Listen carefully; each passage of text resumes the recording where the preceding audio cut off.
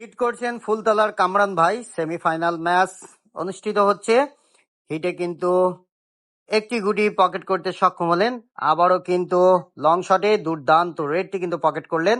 হাতে কিন্তু কাভারও রয়েছে কামরান ভাইয়ের। দেখা যাক ফুলতলার প্লেয়ারদের দক্ষতা। চমৎকার ভাবে কিন্তু কাভারটিও কমপ্লিট করলেন। ইজি শট, ইজি খেলা রয়েছে কিন্তু কামরান ভাইয়ের হাতে। আবারও চমৎকার দুটি গুটি কিন্তু একসাথে এক মারে পকেট করলেন কালোকে হটিয়ে।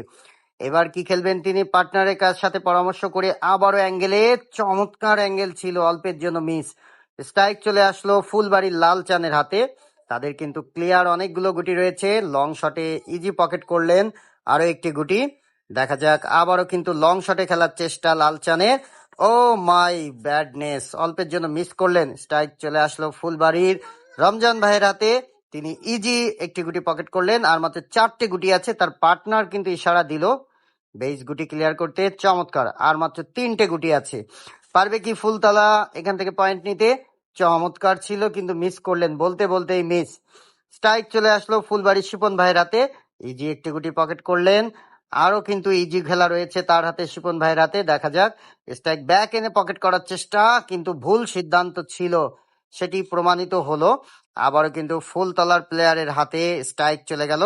তাদের হাতেও কিন্তু প্রচুর খেলা রয়েছে, কিন্তু পারবে কি তিনি এখান থেকে গুটি পকেট করতে, সেটি দেখার বিষয়। সেমিফাইনাল ম্যাচে কারা পয়েন্ট নিবে ভেবে চিন্তে দেখছেন।